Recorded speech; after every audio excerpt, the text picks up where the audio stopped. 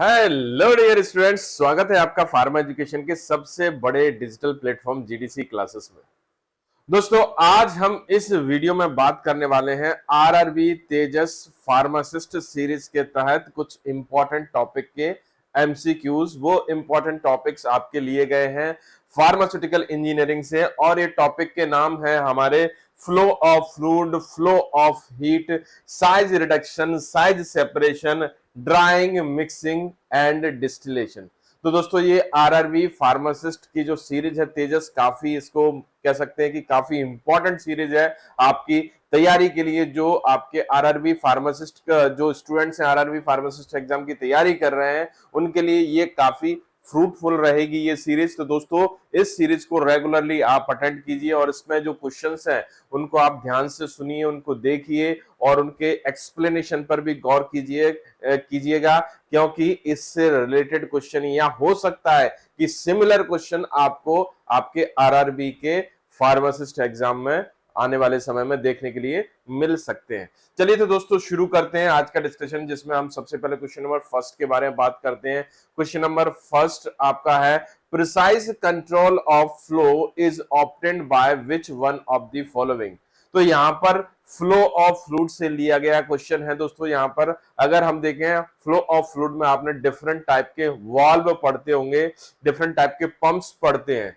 तो यहां पर पूछा गया फ्लो के लिए जो आपका वाल्व यूज करते हैं, फ्लो को कंट्रोल करने के लिए वाल्व यूज करते हैं, और स्पेशली कौन सा प्रिसाइज कंट्रोल के लिए कौन सा वाल्व यूज किया जाता है। तो दोस्तों, हम देखते हैं, ऑप्शंस देखते हैं, needle valve, butterfly valve, gate valve और ग्लोब वाल्व। तो यहां पर दोस्तों ध्यान दीजिएगा, प्रिसाइज कंट्रोल मतलब आपके फ्लो को एक तरीके से प्रिसाइजली कंट्रोल करना है आपको, और फ्लो एक रेगुलर मैनर में होता रहे, उसके लिए आप नीडल वाल्व यूज करोगे। क्या करोगे दोस्तों? नीडल वाल्व यूज करोगे।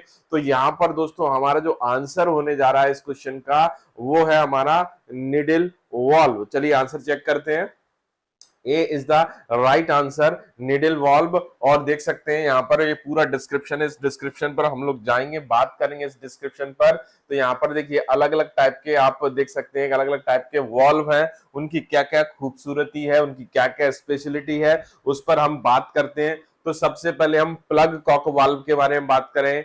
ये फ्लो के स्टॉपिंग और स्टार्टिंग, फ्लो को कंट्रोल नहीं कर रहा, फ्लो को होने देगा या फिर फ्लो को स्टॉप कर देगा, मतलब स्टॉप और स्टार्टिंग में इन्वॉल्व रहता है कौन सा? Plug cock valve.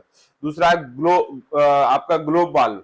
ये फ्लो और प्रेशर को, ठीक है ना, रेगुलेट करने के अलावा और फ्लो को शट ऑफ भी कर सकता है, मतलब रेगुलेशन और स्टॉपिंग दोनों में पार्टिसिपेट कर सकता है आपका कौन सा? Globe valve. अब बात करें दोस्तों गेट वाल्व के बारे में, बात करें तो completely shut off the fluid flow. ये क्या कर सकता है? एक तरीके से स्टॉपिंग कर रहा है, बंद कर रहा है, फ्लो को बंद कर रहा है, स्टॉप कर रहा है, रोक रहा है कंप्लीटली, ठीक है ना। और अगर हम देखें ये अगर क्लोज है तो शट ऑफ कर देगा, और यदि ये ओपन है, डेफिनेट सी बात है, तो आपका फ्लो है जो फुल मैनर में होगा, मतलब ओपन और क्लोजिंग, मतलब ऑफ और ऑन के लिए काफी इंपॉर्टेंट रोल प्ले करता है गेट वाल्व। डायफ्राम वाल्व के बारे में बात करें, ये फ्लो को कंट्रोल करता है, फ्लो को कंट्रोल करता है, इंपॉर्टेंट चीज। ये क्या कर रहे थे? फ्लो को स्टॉप कर रहे थे और इनिशिएट कर रहे थे। ये फ्लो को रेगुलेट कर रहा था और शट ऑफ भी कर रहा था। ये फ्लो को शट ऑफ और स्टार्ट कर रहा था। ये यहां पर फ्लो को कंट्रोल कर रहा है, किसके थ्रू? आपका एरिया के थ्रू, ठीक है। तो यहां पर फ्लो को कंट्रोल कर रहा है, मतलब ये आपकी ओपनिंग या क्लोजिंग में इन्वॉल्व नहीं है, एक तरीके से क्या, ये फ्लो को कंट्रोल कर रहा है। लेकिन प्रिसाइज कंट्रोल की बात आती है दोस्तों, एकदम से प्रिसाइज कंट्रोल की, तो वहां पर आपका नीडल वाल्व पार्टिसिपेट करता है। तो दोस्तों ध्यान देने वाली बात है, जब बात आएगी प्रिसाइज कंट्रोल की तो हम बात करेंगे किसकी? नीडल वाल्व की। तो दोस्तों यहां पर जो आंसर हमारा होगा वो आंसर क्या होगा? आपका निडल वाल्व। चलिए आगे बढ़ चलते हैं, नेक्स्ट क्वेश्चन की तरफ चलते हैं। बड़ा ही अच्छा क्वेश्चन है और बड़ा ही इंपॉर्टेंट क्वेश्चन है। इन fluid flow for a streamline flow, streamline flow, yes, fluid flow है और कैसा है आपका? स्ट्रीमलाइन फ्लो है। ध्यान दीजिएगा दोस्तों, किस तरीके का? स्ट्रीमलाइन फ्लो है। तो streamline flow the Reynold number should be approximately. तो स्ट्रीमलाइन फ्लो के केस में रेनॉल्ड नंबर क्या होगा दोस्तों, ये याद रखना पड़ेगा हमें। इसको ऑप्शंस देखते हैं। क्या 4000 नंबर, रेनॉल्ड नंबर की वैल्यू क्या 4000, 5000, 2000, 3000। तो दोस्तों आपको बताना चाहूंगा कि अप टू 2000 या लेस देन 2000 जब आपका रेनॉल्ड नंबर होगा, उस केस में स्ट्रीमलाइन फ्लो मिलेगा। कैसा मिलेगा दोस्तों, लेमिनर फ्लो या स्ट्रीमलाइन फ्लो। 2000 से लेकर 4000 तक अगर हम देखें तो आपका स्ट्रीमलाइन से कौन सा, स्ट्रीमलाइन टू दी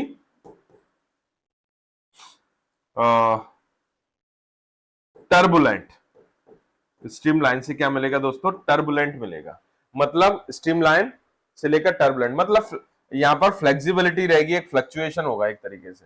और मोर देन 4000 है तो आपका टर्बुलेंट फ्लो मिलेगा। कैसा मिलेगा दोस्तों, टर्बुलेंट फ्लो। तो 4000 तो होगा नहीं दोस्तों, ना ही 5000 होगा, ना ही 3000, क्योंकि 5000 में टर्बुलेंट हो जाएगा, इस रेंज में भी टर्बुलेंट हो जाएगा। ये रेंज जो आप देख रहे हैं ये आपका स्ट्रीमलाइन टू दी टर्बुलेंट है। लेकिन यहाँ पर सी ऑप्शन को अगर हम देख रहे हैं तो सी ऑप्शन में हम देख रहे हैं कि 2000 और 2000 की जो रेंज है, 2000 की जो वैल्यू है वो स्ट्रीमलाइन फ्लो को इंडिकेट करती है। मतलब सही आंसर क्या हो जाएगा, सी इज द राइट आंसर। और आप देख सकते हैं यहाँ पर स्ट्रीमलाइन और टर्बुलेंट फ्लो के बारे में। तो एक तरीके से रेनॉल्ड नंबर के बारे में अगर बात करें, ये एक तरीके का मेजरमेंट है। It is use for the, एक तरीके का मेजर है या use for the measurement and type of flow determination. मतलब कितना फ्लो है और किस टाइप का फ्लो, उसके डिटर्मिनेशन के लिए हम इसको यूज करते हैं। और साथ ही साथ इसका सबसे इंपॉर्टेंट रोल इस बेस पर हो जाता है कि फ्लो बिहेवियर, जो फ्लूइड का फ्लो बिहेवियर होता है उसको एक तरीके से कह सकते हैं कि उसको आइडेंटिफाई करने के लिए या क्लासिफाई करने के लिए हम लोग यूज करते हैं। ये बेसिकली अगर देखें, इसके फॉर्मूले को देखें तो क्या होता है, ratio of inertial forces to the viscous forces. Reynold number का एक फॉर्मूला तो देखिए दोस्तों ये लिखा हुआ है, लेकिन वास्तविकता में अगर हम वर्ड्स के बारे में बात करें, Reynold number equal to inertial forces upon viscous forces.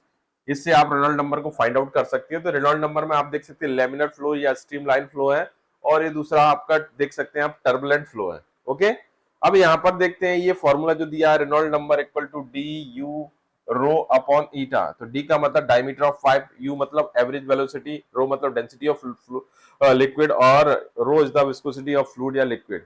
तो यहाँ पर क्लियर दिया हुआ है कि 2000 से कम अगर वैल्यू होगी तो लेमिनर और विस्कस या स्ट्रीमलाइन फ्लो होगा। मोर देन 4000 होगा तो टर्बुलेंट होगा। 2000 से 4000 के बीच होगा तो लेमिनर से टर्बुलेंट हो सकता है। तो यहाँ पर कुल मिला के बात है कि फ्लूइड को क्लासिफाई करने के लिए, फ्लूइड के फ्लो बिहेवियर को बताने के लिए हम इस वैल्यू का यूज करते हैं, इस रेनॉल्ड नंबर का यूज करते हैं दोस्तों। तो यहाँ पर आंसर आपका क्या होगा, आपका 2000 होगा। चलिए दोस्तों आगे बात करते हैं हम नेक्स्ट क्वेश्चन की तरफ बढ़ते हैं। क्वेश्चन नंबर है 3, which of the following pump is used to handling the corrosive liquid. तो दोस्तों यहाँ पर कोरोसिव लिक्विड क्या होता है ये थोड़ा सा जानने की जरूरत है कि इस टाइप का हाईली रिएक्टिव मटेरियल या हाईली रिएक्टिव लिक्विड जो कि आपके या किसी सब्सटेंस को या किसी सरफेस को खराब कर सकता है, कोरोड कर सकता है, कोरोजन क्रिएट कर सकता है। तो यहाँ पर क्या होगा कि यदि मान लीजिए कई फ्लूइड्स ऐसे होते हैं जो कोरोसिव बिहेवियर के होते हैं और पंप की सरफेस को कोरोड मतलब कोरोजन कर देते हैं, तो यहाँ पर क्या होगा कि इस टाइप का पंप यूज करना है कि जिसकी इनर सरफेस पर कुछ ना कुछ कोटिंग हो या कुछ ना कुछ प्रोटेक्शन हो जो कि कोरोसिव आपके बिहेवियर, कोरोसिव मटेरियल के हार्मफुल इंपैक्ट से बचाए। तो ऑप्शंस देखते हैं तो हमें शायद आंसर मिल भी जाएगा। ऑप्शन ए पर जाते हैं तो turbine pump, option B volute pump, option C air binding pump, और ऑप्शन डी है पेरिस्टाल्टिक पंप। तो दोस्तों आपका अगर मटेरियल इसके अगर बात करें, अगर आपके इसके स्ट्रक्चर के बारे में बात करें, इसके कह सकते हैं कि बेसिक फीचर्स के बारे में बात करें पेरिस्टाल्टिक पंप के, तो यहाँ पर स्पेशली इनसाइड जहां पर फ्लूइड फ्लो होगा, यहाँ से फ्लूइड फ्लो होगा इस पंप में, उसके ऊपर क्या होता है कि प्रोटेक्टिव कोटिंग होती है। कैसी दोस्तों, प्रोटेक्टिव कोटिंग होती है। और जब मटेरियल इससे गुजरेगा, ये कोरोसिव मटेरियल इससे गुजरेगा, तो डेफिनेट सी बात है कि इसका इंपैक्ट नहीं होगा। एक तरीके से हमने शील्डिंग कर दी उसको, तो यहां पर पेरिस्टैल्टिक पंप में ऐसी फैसिलिटी अवेलेबल होती है। चलिए आंसर देख लेते हैं हम। आंसर पेरिस्टैल्टिक है। और ऑप्शंस पर चलते हैं तो पहला ही अगर देखो एक्सप्लेनेशन पर चलते हैं तो पहली अगर देखें तो peristaltic pump specially ideally utilise किया जाता है कोरोसिव लिक्विड्स के लिए। स्पेशली किसके लिए? कोरोसिव लिक्विड के। इसके एडवांटेज में ही लिखा जाता है कि कोरोसिव लिक्विड के लिए हम इसको यूज करते हैं। तो यहाँ पर ठीक है ना, तो यहाँ पर क्या होता है कि जो फ्लूइड है वो आपके interior surface of the flexible tubing की इंटीरियर सरफेस पर सरफेस के कांटेक्ट में आता है, पंप की मैकेनिज्म से या पंप मशीन से कांटेक्ट में नहीं आता, जिसके कारण कोरोजन के चांसेस बहुत कम होते हैं। साथ ही साथ कोटिंग भी होती है जिसके कारण कोरोजन प्रूफ हो जाता है। टरबाइन वॉल्यूट पंप और एयर बाइंडिंग पंप में इस टाइप का फैसिलिटी अवेलेबल नहीं होती। तो इसमें अगर कोरोसिव मटेरियल अगर हम गुजारेंगे, कोरोसिव मटेरियल से पास होने देंगे, तो डेफिनेट सी बात है कि यहाँ पर क्या हो सकता है कि कोरोजन के भरपूर चांसेस हो सकते हैं। चलिए तो दोस्तों यहाँ पर आंसर हमारा क्या हो गया? पेरिस्टैल्टिक पंप हो गया। और ये कुछ इस टाइप का क्वेश्चन आ सकता है कि कोरोसिव मटेरियल के हैंडलिंग के लिए आप किस टाइप का पंप यूज करेंगे। चलिए दोस्तों आगे बढ़ते हैं। The Reynold number widely used to classify the flow behaviour of fluid, it is the ratio of which one of the following. अभी अभी क्वेश्चन किया, अभी दो क्वेश्चन पहले हमने इसको देखा था कि रेनॉल्ड नंबर क्या होता है। रेनॉल्ड नंबर बेसिकली फ्लूइड के बिहेवियर और फ्लूइड के टाइप को क्लासिफाई करने के लिए हम इसको यूज करते हैं। और यहाँ पर पूछा है कि इसका रेशियो क्या होता है, तो चलिए देखते हैं किसका रेशियो होता है। रेनॉल्ड नंबर मतलब किसका रेशियो होता है। तो यहाँ पर अगर ऑप्शन देखें तो ऑप्शन ए है inertial forces to the gravitational forces, inertial forces to the viscous forces to the inertial forces, और option D viscous forces to the gravitational forces। तो दोस्तों ये बहुत ही इंपॉर्टेंट क्वेश्चन है। रेनॉल्ड नंबर के दो क्वेश्चन कराए, दोनों इंपॉर्टेंट है। तो यहाँ पर पूछा गया कि रेनॉल्ड नंबर का मतलब क्या होता है। तो यहाँ पर दोस्तों यदि हम बात करें रेनॉल्ड नंबर को देखें तो रेनॉल्ड नंबर इज द क्या होता है? Ratio of the inertial forces upon viscous forces. अभी देखा था हमने, थोड़ी देर पहले ही बात की थी कि inertial forces upon viscous forces called the Reynold number. तो यहां पर अगर ऑप्शन में देखें तो ऑप्शन बी इसको मैच कर रहा है। यस, ऑप्शन बी इसको मैच कर रहा है। ए, सी और डी का लेना दूर दूर तक नहीं है इससे। तो दोस्तों यहाँ पर जो आंसर होने जा रहा है हमारा बी आंसर होने जा रहा है। इससे पहले मैं आंसर आपको दिखाऊं, इससे पहले आपको बताना चाहूंगा कि रेनॉल्ड नंबर की वैल्यू यदि 2000 से कम है तो स्ट्रीमलाइन या विस्कस या फिर कह सकते हैं कि लेमिनर फ्लो होगा। और 2000 से 4000 के बीच में यदि वैल्यू होती है तो इसका मतलब है ये स्ट्रीमलाइन और टर्बुलेंट, मतलब स्ट्रीमलाइन टू टर्बुलेंट हो सकता है। और मोर देन 4000 अगर इसकी वैल्यू होती है तो ये कैसा होगा? आपका टर्बुलेंट होगा। तो दोस्तों हमें यहाँ पर फ्लूइड के बिहेवियर, फ्लूइड के टाइप को आइडेंटिफाई करने के लिए हम इस वैल्यू की हेल्प लेते हैं। चलिए ऑप्शंस देखते हैं, ऑप्शंस क्या है, सॉरी आंसर क्या है। और देख लेते हैं आपका जो फॉर्मूला है। आप देख सकते हैं यहाँ पर रेनॉल्ड नंबर इनर्शियल फोर्सेस अपन विस्कस फोर्सेस, और इसको थोड़ा सा ओपन करें तो मास, इनर्शियल फोर्सेस को ओपन करेंगे तो मास multiply acceleration of liquid, viscous forces को ओपन करेंगे तो शेयर स्ट्रेस मल्टीप्लाई एरिया। ये दूसरा फॉर्मूला भी आपको मिल गया। अभी तक हम लोगों ने दो फॉर्मूले देखे थे। एक ये वाला फॉर्मूला है, एक ये वाला था, और एक तीसरा फॉर्मूला, इसका एक्सपेंशन हमने देख लिया। तो दोस्तों यहाँ पर हमें इस कंसेप्ट को केयरफुली समझना है, याद रखना है और इसको इंप्लीमेंट भी करना है। चलिए आगे बढ़ चलते हैं। नेक्स्ट क्वेश्चन, अच्छा क्वेश्चन है, बहुत अच्छा। Heat exchanger are not used in crystallization, size separation, evaporation and option D dry. तो दोस्तों यहां पर मैं आपको बताना चाहूंगा कि जो आपका हीट एक्सचेंजर एक ऐसा इक्विपमेंट है जहां पर जो इन्वॉल्व रहता है हीट के एक्सचेंज में, हीट ट्रांसफर में, या हीट से रिलेटेड जितने भी ऑपरेशंस रहते हैं वहां पर इन्वॉल्व होता है आपका हीट एक्सचेंजर। जितने भी ऑपरेशन इन्वॉल्व होंगे, कोई भी जहां पर टेम्परेचर की जरूरत पड़ेगी वहां पर आप हीट एक्सचेंजर यूज करोगे। तो हमें वो प्रोसेस देखनी है कि जिनमें टेम्परेचर का यूज होता है, तो अपने आप ही हमें वो आंसर मिल जाएगा जिसमें टेम्परेचर का यूज नहीं होता, क्योंकि हमें ये देखना है नॉट यूज्ड। क्या देखना हमें? Not used. तो चलिए सबसे पहले क्रिस्टलाइजेशन। तो क्रिस्टलाइजेशन में आपने देखा होगा कि टेम्परेचर का फ्लक्चुएशन करना पड़ेगा तभी क्रिस्टल फॉर्मेशन होता है। आप हाई टेम्परेचर ले जाकर आप सुपर सैचुरेटेड सॉल्यूशन प्रिपेयर करोगे, देन उसके बाद उसको लोअर टेम्परेचर पर लाओगे तो डेफिनेटली टेम्परेचर का कहीं ना कहीं एक्सचेंज हो रहा है, हीट का एक्सचेंज हो रहा है। तो मतलब ये तो यहाँ पर तो हीट एक्सचेंजर इन्वॉल्व होगा, डेफिनेट सी बात है। एवापोरेशन को देखें, एवापोरेशन प्रिंसिपल क्या होता है कि आप क्या करते हो कि किसी लिक्विड प्रिपरेशन को, एक लिक्विड सब्सटेंस को टेम्परेचर देकर उसका जो आपका लिक्विड पार्ट है या सॉल्वेंट पार्ट है उसको रिमूव करोगे, उसको सेपरेट करोगे, पूरी तरह से नहीं, पार्शियली, कंप्लीट नहीं करते। कंप्लीटली होता है ड्राइंग में। तो यहाँ पर एवापोरेशन में क्या करते हैं, टेम्परेचर यूज करके हम प्रिपरेशन को थोड़ा सा कंसंट्रेट करते हैं और एक लेवल तक करते हैं, अप टू द डिग्री। तो मतलब यहाँ पर एक टेम्परेचर यूज किया जा रहा है, तो टेम्परेचर की बात हो रही है तो हीट एक्सचेंजर जरूर यूज करेंगे। अब नेक्स्ट जो ऑपरेशन है, तो मतलब ये तो यूज होगा, नेक्स्ट ऑपरेशन है वो है ड्राइंग। तो ड्राइंग में आप क्या करते हैं, एवापोरेशन से थोड़ा सा बढ़ के चीज आगे हो जाती है। एवापोरेशन में एक डिग्री तक, एक लेवल तक हम क्या करते हैं, हीट को सॉरी सॉल्वेंट को या लिक्विड को रिमूव करते हैं। लेकिन ड्राइंग में क्या होता है, completely removal of the all liquid part from the substance. Substance से पूरा पार्ट, पूरा लिक्विड पार्ट टोटली रिमूव करना क्या कहलाता है, ड्राइंग। और रिमूव करने के लिए, ड्राइंग के लिए ज्यादातर केसेस में हम कहीं ना कहीं हीट का यूज करते हैं। हीट को बढ़ाते हैं, घटाते हैं, जो भी कुछ करते हैं, मतलब हीट ऑपरेशन होते हैं। तो बात होती है हीट ऑपरेशन की, तो हमें जरूर यूज करना पड़ेगा हीट एक्सचेंजर। तो मतलब यहां पर भी आप टेम्परेचर का यूज कर रहे हो, मतलब हीट एक्सचेंजर का यूज कर रहे हो। अब बचता ऑप्शन बी, साइज सेपरेशन। तो साइज सेपरेशन नाम से पता चल रहा है कि यहां पर एज पर the size, according to the size, according to the size और साइज डिस्ट्रीब्यूशन हम क्या करते हैं, पार्टिकल्स को आपस में सेपरेट करते हैं। बड़े साइज के पार्टिकल को छोटे साइज से, छोटे साइज के पार्टिकल को बड़े साइज के, मतलब एक डेफिनेट साइज रेंज वाले पार्टिकल को एक दूसरे डेफिनेट रेंज वाले पार्टिकल से सेपरेट करने की जो प्रोसेस होती है वो साइज सेपरेशन होता है। और साइज सेपरेशन का जो प्रिंसिपल होता है वो ज्यादातर सीविंग बेस्ड होता है, सीव के ऊपर बेस्ड होता है।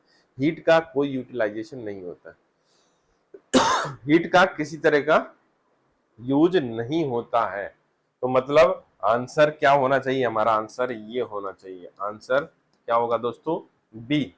B is the right answer, B is the correct answer, B is the perfect answer. Yes, तो देखते हैं आंसर, चेक करते हैं बी आंसर है कि नहीं सही। बिल्कुल सही है बी आंसर। और आप देख सकते हैं हीट एक्सचेंजर क्या होता है, एक ऐसी डिवाइस होती है, एक ऐसा इक्विपमेंट होता है जो कि हीट को ट्रांसफर करता है, हीट को एक्सचेंज करता है एक फ्लूइड से दूसरे फ्लूइड में। मतलब कहने का मतलब है एक डिफरेंट टाइप, मतलब गैस से लिक्विड में या लिक्विड से गैस में, मतलब एक्सचेंज कर रहा है। देखिए सिमिलर, आपके सिमिलर टाइप के फ्लूइड होंगे, मतलब लिक्विड, एक लिक्विड 1 और एक लिक्विड 2, तो इनमें अगर एक्सचेंज होता है तो उसको बोलते हैं हीट इंटरचेंजर। लेकिन जब आपके दो फ्लूइड हैं डिफरेंट टाइप के हैं, मतलब एक हो गया आपका, एक कैसा हो गया आपका, एक लिक्विड हो गया और एक दूसरा गैस हो गया, दो अलग अलग टाइप के फ्लूइड हो गए, एक लिक्विड और दूसरा कैसा हो गया दोस्तों, गैस हो गया। तो मतलब कहीं ना कहीं मतलब यहां पर क्या हो रहा है, एक तरीके से अगर हम बात करें तो दो डिफरेंट लिक्विड्स हैं, और डिफरेंट लिक्विड्स में जब हीट एक्सचेंज होती है तो उसके लिए जो डिवाइस यूज करते हैं वो हीट एक्सचेंजर यूज करते हैं। क्या यूज करते हैं दोस्तों, हीट एक्सचेंजर यूज किया जाता है। कौन सा इक्विपमेंट, हीट एक्सचेंजर हम लोग यूज करते हैं। तो यहाँ पर देखिए क्रिस्टलाइजेशन, एवापोरेशन, डिस्टिलेशन, इन तीनों के तीनों ऑपरेशन जो कि क्वेश्चंस में दिए गए हैं, यहाँ पर हीट यूटिलाइज हो रही है, इसलिए हीट एक्सचेंजर का यूज करेंगे और ये आपका हीट एक्सचेंजर है। तो मतलब आंसर आपका क्या होगा, साइज सेपरेशन होगा। चलिए आगे बढ़ते हैं। Fourier law state that rate of heat flow through the uniform material to the length of the path of flow is equal, proportional, inversely proportional और डायरेक्टली प्रोपोर्शनल। तो दोस्तों यहाँ पर फॉरियर लॉ आपका, जो आपका कंडक्शन होता है उसको एक्सप्लेन करने के लिए हम लोग यूज करते हैं। तो हीट का या कोई भी फ्लो, किसी भी टाइप का फ्लो हो, याद रखना दोस्तों हमेशा फ्लो के लिए जितना लंबा रास्ता होगा उतना ही फ्लो स्लो हो जाएगा, जितना शॉर्ट पाथ होगा उतना ही अच्छा फ्लो होगा। तो यहां पर अगर देखें पाथ लेंथ, यहां पर आपका हीट फ्लो हो रहा है, तो ये आपका रेट ऑफ हीट फ्लो के इनवर्सली प्रोपोर्शनल होगा। ये हीट ऑफ फ्लो है और ये पाथ लेंथ है। मतलब सपोज करिए हीट यहां से लेकर यहां तक फ्लो हो रही है एक जगह, और एक जगह हीट यहां से लेकर यहां तक फ्लो हो रही है। ये आपका H1 एरिया हो गया, ये H2 एरिया, मतलब ये हाई हीट वाला, ये लोअर हीट वाला।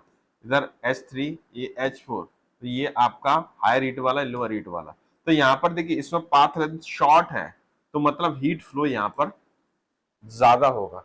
यहाँ पर पाथ थोड़ा सा लॉन्ग है, तो मतलब हीट फ्लो कम होगा। ये फॉरियर लॉ कहता है। चलिए ऑप्शंस चेक कर लेते हैं, आंसर देख लेते हैं। आंसर क्या होगा हमारे पास? Yes, inversely proportional. Okay, C is the right answer. और आप देख सकते हैं फॉरियर लॉ क्या कहता है। तो फॉरियर लॉ कहता है rate of flow through a uniform material is proportional to the area. Area के प्रोपोर्शनल होता है, टेम्परेचर ड्रॉप के प्रोपोर्शनल होता है। टेम्परेचर ड्रॉप जितना ज्यादा होगा उतना ज्यादा हीट फ्लो होगा। और इनवर्सली प्रोपोर्शनल होता है पाथ लेंथ के। ठीक है, तो इसको डिनोट करते हैं हम कैसे? Q is directly proportional to the surface area, directly proportional to the drop in the temperature, और inversely proportional to the path length. और इसको हम ओपन करेंगे तो Q इक्वल टू क्या हो जाएगा? KM A del S upon L। तो यहां पर Km कांस्टेंट होगा, प्रोपोर्शनलिटी कांस्टेंट है। और इसको अगर हम देखें तो इस तरीके से आप निकाल सकते हैं, हीट ऑफ फ्लो को इस तरीके से आप निकाल सकते हैं। तो ये कुल मिला के बात है, ये आपका फॉरियर लॉ है, काफी इंपॉर्टेंट लॉ है दोस्तों, इसको याद रखिएगा। और ये क्वेश्चंस आपके एग्जाम में भी आ जाते हैं, इससे रिलेटेड क्वेश्चन, तो आपको याद रखना है इसको। चलिए दोस्तों, आंसर हमारे पास आ ही गया है, इनवर्सली प्रोपोर्शनल। अब नेक्स्ट क्वेश्चन की तरफ चलते हैं। क्वेश्चन नंबर 7 क्या कहता है? Heat flow in a body is achieved by the transfer of the momentum of individual atom or molecule without mixing। Heat transfer की बात हो रही है, विदाउट मिक्सिंग की बात हो रही है। ठीक है, transfer of the momentum individual atom और मॉलिक्यूल, मतलब यहां पर एटम या मॉलिक्यूल ट्रांसफर नहीं हो रहे हैं। मतलब क्या हो सकता है? देखिए किसी मॉलिक्यूल, मान लीजिए कोई मॉलिक्यूल है, एक मॉलिक्यूल ये है, एक मॉलिक्यूल ये है, इसको आपने हीट दिया तो हीट लेकर ये इसकी तरफ ट्रांसफर हो गया यहाँ पर, तो ये एक्चुअल मिक्सिंग हो रही है, ट्रांसफर हो रहा है। ठीक है, एक्चुअल ट्रांसफर हो रहा है। लेकिन यदि केवल हीट, ये मॉलिक्यूल एनर्जी लेगा, वाइब्रेट करेगा, और उस वाइब्रेशन या दूसरी फिनोमेना के थ्रू हीट का ट्रांसफर कर रहा है, मतलब मोमेंटम के थ्रू ट्रांसफर कर रहा है हीट का, एक्चुअल मिक्सिंग नहीं हो रही है, तो उस फिनोमेना को क्या नाम देंगे? तो दोस्तों मैं बताना चाह रहा हूं, यहां पर हीट ट्रांसफर की 3 प्रोसेस होती हैं, कंडक्शन, कन्वेक्शन एंड रेडिएशन।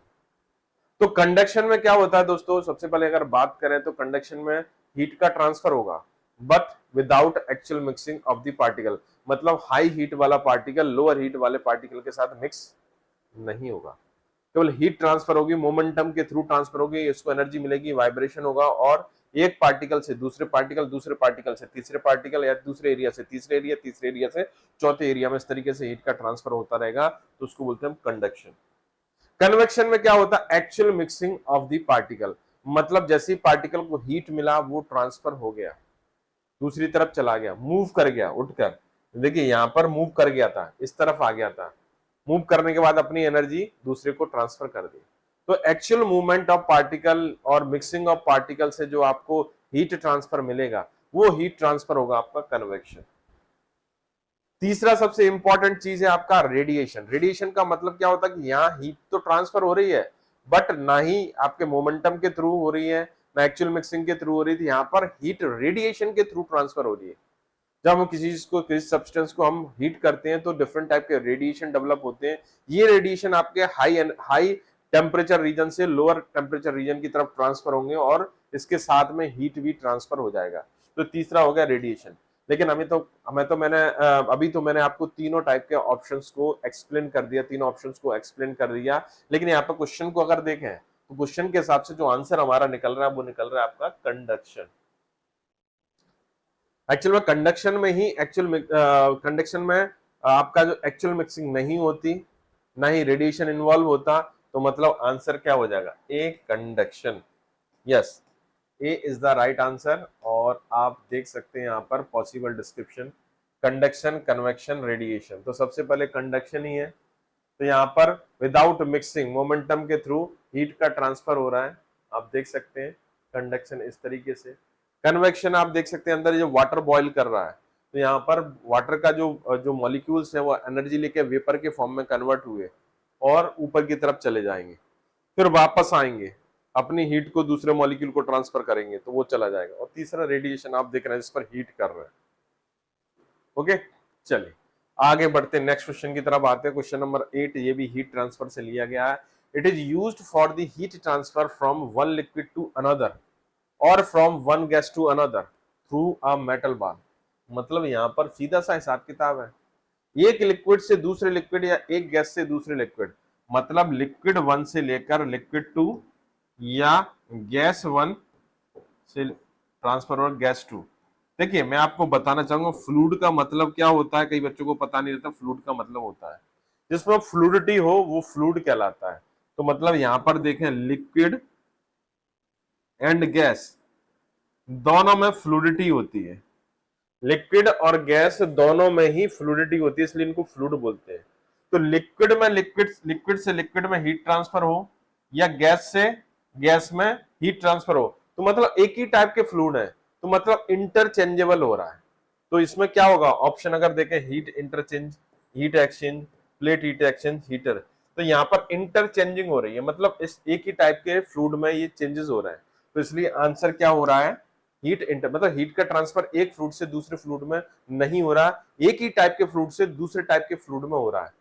एक ही टाइप के फ्लूइड में से मतलब लिक्विड से लिक्विड में या गैस से गैस में ट्रांसफर हो रहा है, इसलिए आंसर क्या हो जाएगा, हीट इंटरचेंजर।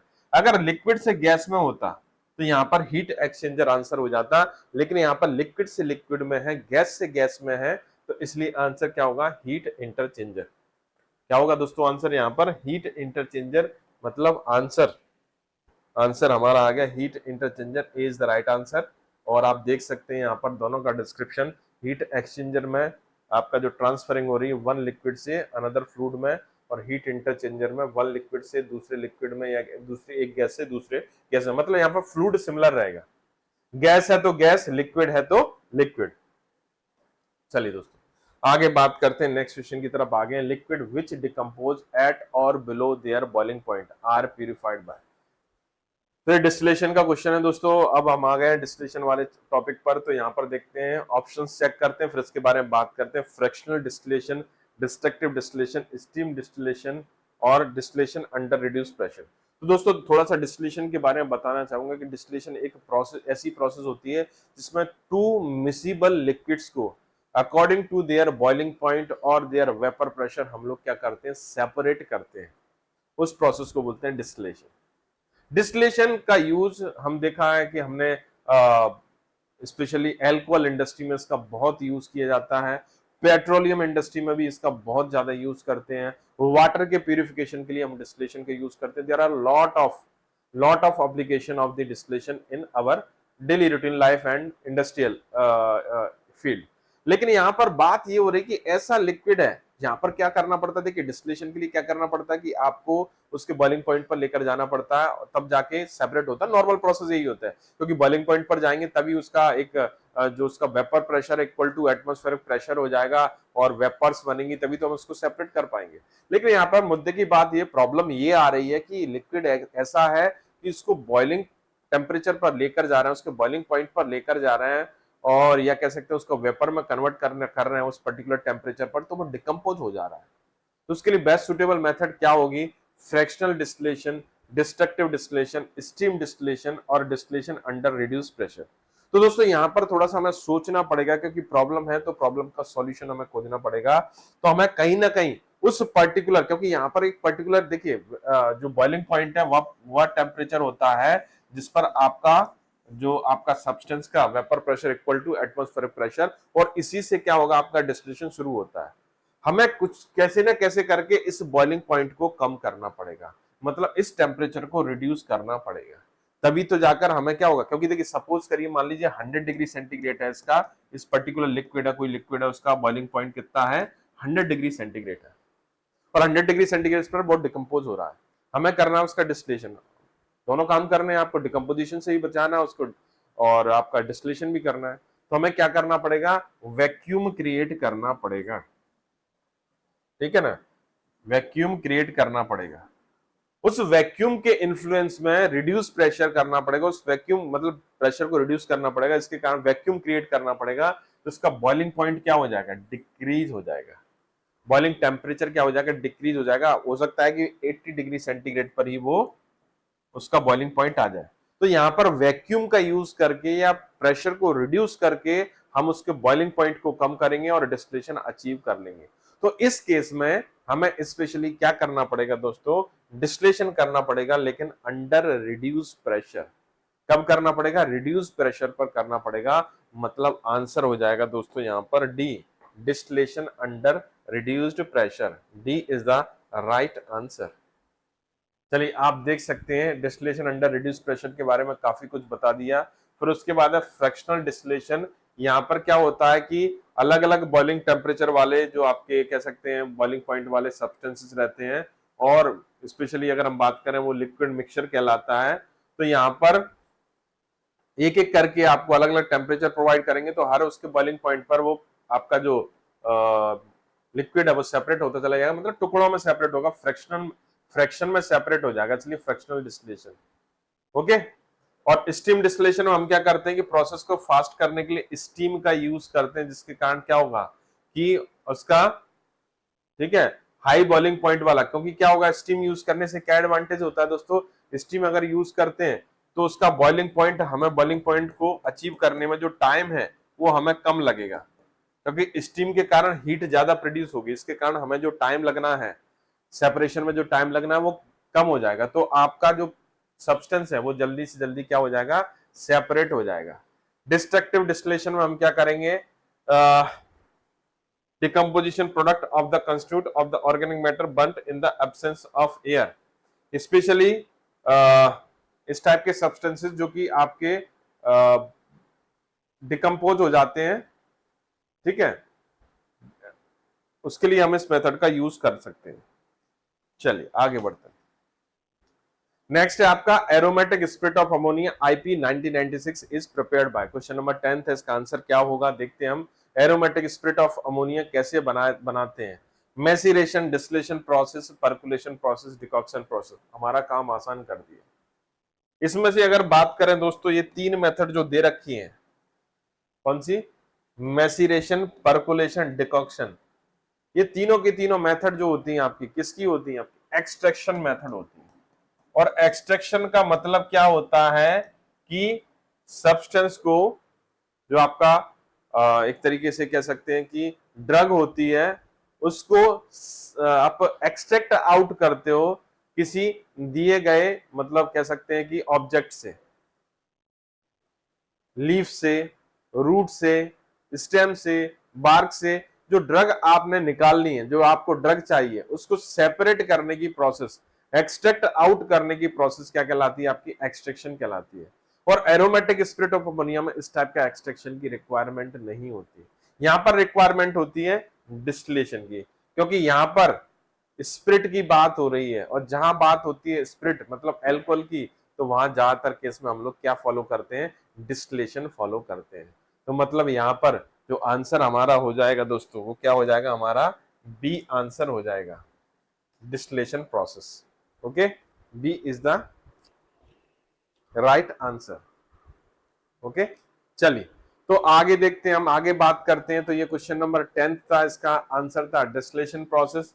अभी आगे बढ़ चलते हैं और देखते हैं यहाँ पर सिंपल डिस्टिलेशन प्रोसेस की एप्लीकेशन, इसके जो एक्सप्लेनेशन में या डिस्क्रिप्शन में, इसको आपको थोड़ा सा देख लेना है, याद रखना है दोस्तों। तो यहाँ पर डिस्टिल्ड वाटर को प्यूरिफाई करने के लिए, वाटर फॉर इंजेक्शन की प्रिपरेशन के लिए हम यूज करते हैं। वोलेटाइल और एरोमेटिक वाटर को प्रिपेयर करने के लिए, ऑर्गेनिक सॉल्वेंट्स को प्यूरिफाइड करने के लिए, ऑफिशियल प्रिपरेशंस को बनाने के लिए, जैसे कि aromatic spirit of ammonia, spirit of nitrous ether, non volatile solid को वोलेटाइल लिक्विड से सेपरेट करने के लिए हम यूज कर सकते हैं। तो दोस्तों ये यहाँ पर डिफरेंट टाइप की एप्लीकेशन है जो कि जिसको हम डिस्टिलेशन मेथड का यूज करके अचीव करते हैं। चलिए दोस्तों, आगे बढ़ने से पहले एक इंपॉर्टेंट इंफॉर्मेशन, जीडीसी लेकर आए हैं आपके लिए रेलवे फार्मासिस्ट क्रैश कोर्स। दोस्तों जी हाँ, ध्यान दीजिएगा, कई सालों बाद यानी करीब करीब 4 to 5 इयर्स बाद आरआरबी फार्मासिस्ट की वैकेंसी आई है उन बच्चों के लिए स्पेशली जो बड़े दिनों से इनका इस पोस्ट का इंतजार कर रहे थे, आरआरबी फार्मासिस्ट की पोस्ट का। ये बड़ी ही प्रेस्टिजियस जॉब होती है आप लोगों के लिए जो कि फार्मासिस्ट एस्पिरेंट्स हैं। हर कोई इस जॉब को पाना चाहता है, अचीव करना चाहता है, तो उसके लिए आपकी राह को आसान करने के लिए, आपके संघर्ष को थोड़ा सा आसान करने के लिए जीडीसी क्लासेस ने शुरू कर दिया है रेलवे फार्मासिस्ट क्रैश कोर्स। जी हाँ दोस्तों, जिसका ऑफर प्राइस मात्र 2999 है। उसके अगर की फीचर्स के बारे में बात करें, आपको 200 plus live classes, 500 plus recorded video lectures, 400 plus online test series, 100 plus previous year question paper और ई नोट्स मिलने वाले हैं। एक और इम्पोर्टेंट फीचर है जो मैं आपको उसको मास्क करना चाहूंगा। चलिए वो फीचर क्या है कि फ्री फार्मासिस्ट मैराथन जो कि हर रात 9 बजे आपके लिए होगी हमारे जीडीसी क्लासेस ऐप पर। दोस्तों ये जो आपकी फार्मासिस्ट मैराथन सीरीज है, ये जो बच्चे रेलवे फार्मासिस्ट का बैच ज्वाइन करेंगे तो उनके लिए टोटली फ्री रहेगी, और जो बच्चे ज्वाइन नहीं करेंगे, अगर केवल मैराथन ज्वाइन करना चाहते हैं, तो उनके लिए इसका ऑफर प्राइस 999 रुपीज है, यानी 999 रुपीज में आप इसको परचेस कर सकते हैं। तो दोस्तों देर किस बात की, ऐसा ना हो कि देर हो जाए, तैयारी का वक्त निकल जाए। आज ही अपनी सीट बुक कीजिए और रेलवे फार्मासिस्ट एग्जाम को क्रैक करने की तैयारी में एक कदम और बढ़ा लीजिए। चलिए आगे बढ़ते हैं दोस्तों, क्वेश्चन नंबर 11। क्वेश्चन नंबर 11 पर बात करते हैं दोस्तों। क्वेश्चन नंबर 11 क्या कहता है, porcelain pieces are put into the distillation flask to avoid. Porcelain pieces को डिस्टिलेशन फ्लास्क में डाला जाता है जब डिस्टिलेशन प्रोसेस करते हैं, तो उसका पर्पस क्या होता है। तो पोर्सलिन एक तरीके से आपका कहते हैं कि आपका कह सकते हैं कि ऐसे इनर टाइप के सब्सटेंसेस होते हैं जो कि डिस्टिलेशन कुछ स्पेशल पर्पस के लिए हम यूज करते हैं। वो पर्पस क्या होता है, ओवर हीटिंग। ओवर हीटिंग से कोई लेना देना नहीं, इनर टाइप के होते हैं तो ओवर हीटिंग में इसका कोई रोल प्ले नहीं करते। यूनिफॉर्म बॉइलिंग, इससे भी कुछ लेना देना नहीं होता, none of the mention point नहीं होगा। तो बंपिंग ऑफ द सॉल्यूशन, जब क्या करते हैं, जब आप डिस्टिलेशन प्रोसेस फॉलो करते हो, डिस्टिलेशन प्रोसेस करते हो, तो उस दौरान क्या होता है कि जो सॉल्वेंट है, जो फ्लास्क में जो सॉल्वेंट होता है वो बॉयल होता है। ये फ्लास्क है, इसका जो सॉल्वेंट है वो बॉयल होता है, और बॉयल होने के बाद देखा होगा आपने, कोई चीज बॉयल होती है तो उसके बबल्स भी निकलते हैं। वो ऐसा है कि मतलब बबल्स निकलेंगे तो हो सकता है कि आपके साउंड्स आए या फिर आपके प्यूरिफिकेशन पर इम्पैक्ट हो, तो उसको उसको उसको सप्रेस करने के लिए, ठीक है ना, बंपिंग ऑफ द सॉल्यूशन की बंपिंग को रोकने के लिए आप इसमें पीसेस डाल देते हो पोर्सिलिन की। तो जब हीटिंग होगी तो बंपिंग, ठीक है ना, बंपिंग को रोकने के लिए ये आपका ये बंप करेगा, आपका ये सॉल्यूशन है ना जो बंप करेगा, उसकी बंपिंग को कंट्रोल करने के लिए, अवॉइड करने के लिए आप पोर्सिलिन के पीसेस यूज कर सकते हैं। तो दोस्तों आंसर क्या हो जाएगा, सी यहाँ पर। और आप देख सकते हैं यहाँ पर, in the laboratory scale the liquid to be distilled filled into flask to 1/2 to 1/3 of its volume।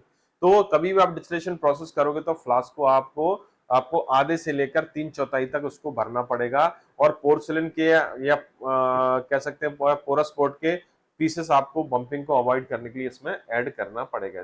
इस तरीके से ये पूरी असेंबली होती है दोस्तों, डिस्टिलेशन असेंबली का नाम देते हैं इसको। चलिए दोस्तों आगे बात करते हैं, नेक्स्ट क्वेश्चन की तरफ चलते हैं। Question number 12, which part in the distillation apparatus represent heat exchanger। Okay, distillation का क्वेश्चन है और बात पूछी गई कि यहाँ पर कौन सा पार्ट हीट एक्सचेंजर का काम कर सकता है। Adapter, condenser, receiver, still. तो दोस्तों यहाँ पर अगर हम बात करें पूरे डिस्टिलेशन अपरेटस में, अगर हम बात करें तो यहाँ पर एक तरीके से ये आपका डिस्टिलेशन फ्लास्क हो गया। हम यहाँ पर अगर बात करें दोस्तों यहाँ पर, और ये डिस्टिलेशन फ्लास्क से ये आपका इस तरीके से फ्लूइड आपका यहाँ से गया और यहाँ पर रिसीवर ने कलेक्ट कर लिया था। ठीक है, अब यहाँ पर क्या होता है कि आपकी जो वेपर्स है, सॉल्वेंट की जो वेपर्स है, वो आपकी इधर से होते हुए इधर जाएंगे। ठीक है, क्योंकि इसको सेपरेट करना है। अब यहाँ पर क्या होता है दोस्तों, इस टाइप का अरेंजमेंट रहता है, इस टाइप का अरेंजमेंट रहता है कि एक तरफ से हम क्या करें, इसको कंडेंस कराना है आपको। ठीक है ना, इसको कंडेंस कराना है तो उसके लिए आपको कहीं ना कहीं हीट एक्सचेंजर की रिक्वायरमेंट होगी।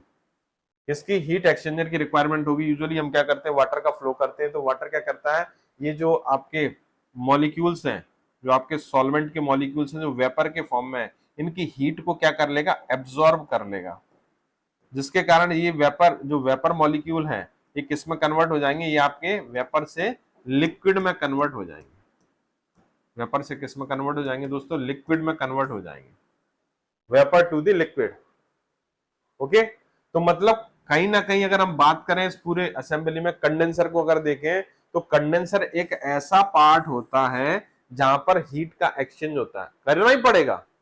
अगर हीट का एक्सचेंज नहीं करेंगे तो आपका सॉल्वेंट जो आपके, जिसको सेपरेट करना है और वो वेपर के फॉर्म में है, अगर उसको अगर उसको आप ठंडा नहीं करोगे, कूल नहीं करोगे, तो दोबारा से लिक्विड के फॉर्म में कैसे आएगा, वेपर के फॉर्म में बना रहेगा। और ठंडा करने के लिए उसको, या लिक्विफाइड करने के लिए आपको उसकी हीट को खींचना पड़ेगा। उसके लिए आपको हीट एक्सचेंजर की रिक्वायरमेंट होगी। वो हीट एक्सचेंजर कौन होता है, आपका कंडेंसर। तो दोस्तों इस डिस्कशन के हिसाब से अगर हम बात करें कि ऐसा पार्ट जो कि आपका डिस्टिलेशन असेंबली में होता है और हीट एक्सचेंजर का काम करता है, डेफिनेटली वो कंडेंसर होगा। कंडेंसर के थ्रू ही कुल मिला के बात ये होती है कि जो मटेरियल है, जो कि वेपर के फॉर्म में है, जिसको आपको सेपरेट करना है, उसको दोबारा से लिक्विफाइड फॉर्म में कन्वर्ट करने के लिए आपको उसकी हीट को एब्जॉर्ब करना पड़ेगा, उसकी हीट को निकालना पड़ेगा, तभी जाकर क्या होगा, वो कन्वर्ट होगा किसमें, दोबारा से लिक्विड में। तो इसलिए आंसर यहां पर दोस्तों क्या हो जाएगा, condenser is the right answer. Yes, condenser is the right answer. और आप देख सकते हैं पॉसिबल डिस्क्रिप्शन में अगर हम देखें तो ये वाला जो हिस्सा आप देख सकते हैं, जो मैं आपको बता रहा था पूरा, ये आपका डिस्टिलेशन फ्लास्क होता है। और देखिए डिस्टिलेशन फ्लास्क में नीचे आप देख सकते हैं यहाँ पर हीट प्रोवाइड की जा रही है। इस हीट के इन्फ्लुएंस में अगर हम देखें दोस्तों, इस हीट के इन्फ्लुएंस में अगर हम बात करेंगे दोस्तों, तो देखेंगे कि यहाँ पर इस हीट के इन्फ्लुएंस में ये क्या होगा, आपका जो लिक्विड है वेपर के फॉर्म में कन्वर्ट हो जाएगा, और ये वेपर यहाँ से इकट्ठा होकर इस तरफ जाएंगी, क्योंकि यहाँ पर कलेक्ट होना, ये रिसीविंग फ्लास्क आप देख रहे हैं यहाँ पर, तो ये कलेक्ट हो रहा है। तो ये आपकी जब वेपर यहाँ से गुजरेंगी, तो इन वेपर को हमें क्या करना पड़ेगा, कूल करना पड़ेगा, वेपर को हमें लिक्विड में कन्वर्ट करना पड़ेगा। वेपर को हमें किसमें कन्वर्ट करना, लिक्विड में। तो आपको कहीं ना कहीं वेपर का जो टेम्परेचर है, वेपर का जो एनर्जी है, वो हाई लेवल का होता है। इस एनर्जी को क्या करना पड़ेगा, इस टेम्परेचर को हमें क्या करना पड़ेगा, ये आपका जो कंडेंसर एरिया है, इसके थ्रू हम क्या करेंगे, इसको एब्जॉर्ब करेंगे और दोबारा से लिक्विड में कन्वर्ट हो जाएगा। तो बहुत अच्छा क्वेश्चन है दोस्तों, आ सकता है एग्जाम में, इसलिए आप इसको ध्यान से देखिएगा और ध्यान से समझिएगा। चलिए दोस्तों आगे बात करते हैं हम लोग नेक्स्ट क्वेश्चन की तरफ। According to Rittinger law, energy required is proportional to the. Rittinger law, थोड़ा थोड़ा ध्यान कीजिए, Rittinger law related to the, किससे रिलेटेड होता है, रिटिंगर लॉ रिलेटेड होता है दोस्तों, ध्यान दीजिएगा। ये होता है आपका साइज रिडक्शन से। किससे दोस्तों, साइज रिडक्शन का क्वेश्चन है। किसका है, साइज रिडक्शन का क्वेश्चन है। तो यहाँ पर अगर हम देखें साइज रिडक्शन में डिफरेंट टाइप की theory, Rittinger law, Kick's theory, Bond theory, ठीक है ना, इस टाइप की थ्योरी दी गई है। लेकिन यहाँ पर रिटिंगर के बारे में पूछा गया है। तो रिटिंगर जो है आपका किसके प्रोपोर्शनल होता है, energy consumed, surface area, final volume, initial feed. तो दोस्तों यहाँ पर जो रिटिंगर लॉ जो रिलेटेड होता है, ये आपका जो आपका होता है सरफेस एरिया से रिलेटेड होता है। किससे दोस्तों? सरफेस एरिया से रिलेटेड होता है। चलिए देखते हैं सरफेस एरिया से रिलेटेड होता है, मेरे हिसाब से जो आंसर सरफेस एरिया है। देख लेते हैं हम डिस्क्रिप्शन के हिसाब से आंसर क्या है। जी हाँ, सरफेस एरिया है।